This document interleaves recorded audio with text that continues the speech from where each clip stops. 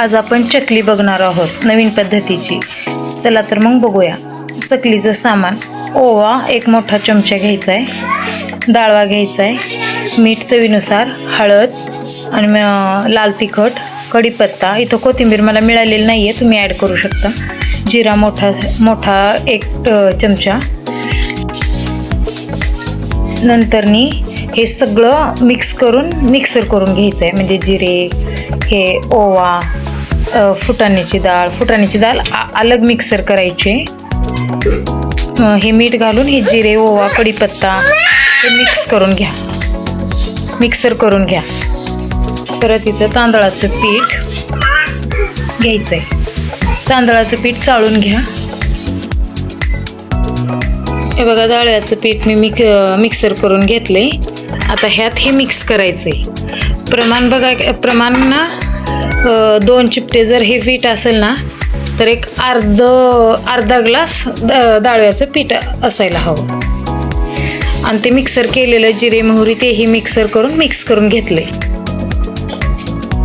हळद, मिरचो, लसूण हे वाटून सर्व साहित्य एकत्र करून घेऊया. असं तेल घातल्यानंतर एकजीव करून घ्यायचं आहे.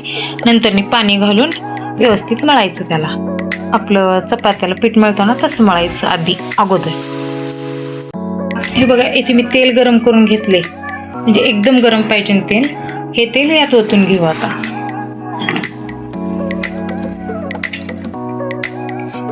इतकं प्रमाण बास होईल.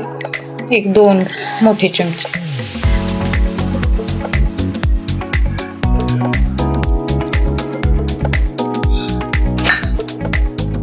हे बघा, पीठ म्हणून असवायला पाहिजे. नंतरने आपण ते शेवग्यात घालून चकली करताना परत पाणी लावू शकता आपण. हे त्या वेळेला करू आपण. इथं कढई ठेवलेली आहे मी तेल गरम व्हायला. गरम झालं ना की मग करू. आता असं हात पाणी लावून हे ह्याच्यात भरून घ्यायचं आहे. हे असं भरून घेतलं ना की हे शिवण पकड, असं जरा फोन पकडी. एवढंच पकड असं. हे असं तुम्ही कागदावर पण करू शकता.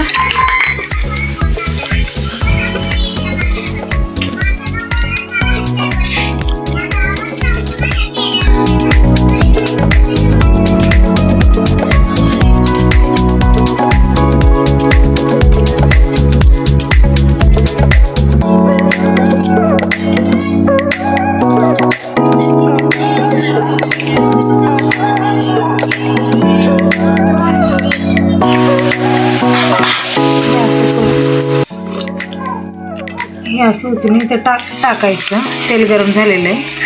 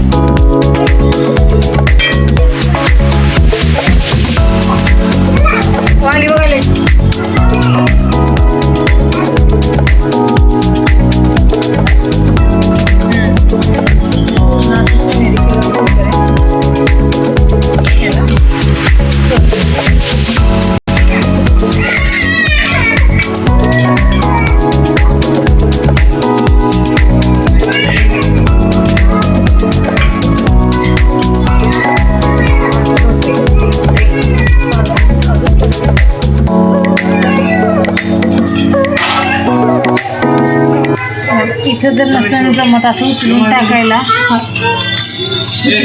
तर डायरेक्ट कढईमध्ये पण करू शकता. आता मला इथे गॅस नाही आहे त्याच्यामुळं मी चुलीवर करते.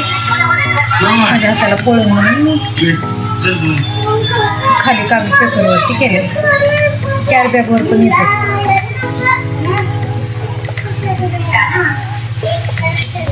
हे बघा, असे सोनेरी कलरचे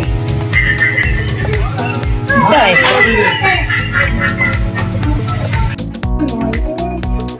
हे बघा, हे चकली आवडला असेल तर लाईक सबस्क्राईब नक्की करा, कारण पुढची रेसिपीसाठी तुमचं लाईक माझ्यासाठी खूप महत्त्वाचं आहे.